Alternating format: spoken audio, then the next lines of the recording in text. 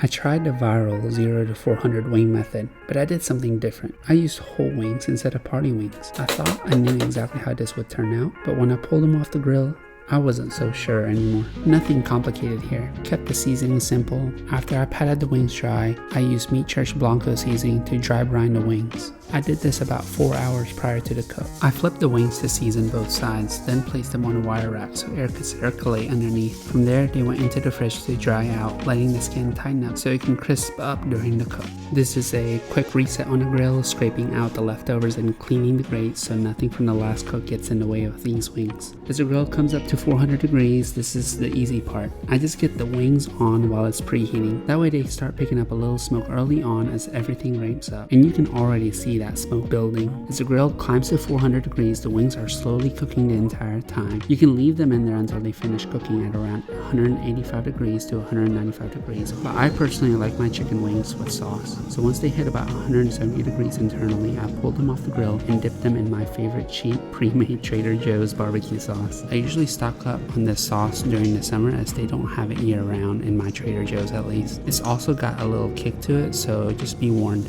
Then it was straight back on the grill so that the sauce could tack up and set. Naturally, the temp dipped slightly when I had the grill open saucing the wings, but it's already recovering fast and there's still a steady smoke rolling, which is going to add a nice layer of flavor to that sauce. When the wings hit around 200 degrees, it's done. Here's a little behind the scenes action of my video making process.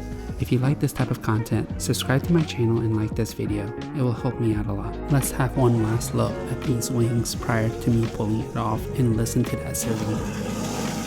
Time to pull it off the grill. Don't forget to clean those grates while they're still hot. Trust me, it's way easier to do this now than waiting later. Here's the finished product. Doesn't that look so juicy? I think it's time for me to do the taste test. I'm gonna be honest with you guys, these wings doesn't look as good as the Vortex wings. I'm worried that it's gonna be soft and rubbery. I mean, I cooked it all the way up to 200 degrees, so maybe I could have left it in there a little bit longer. I don't know, there's something about those Vortex wings that just may be superior to the pellet grill, but this was super convenient though, as I could just throw the wings on there as soon as I get back from the house and not have to worry about the charcoal. So we'll take a look at it and see how it tastes.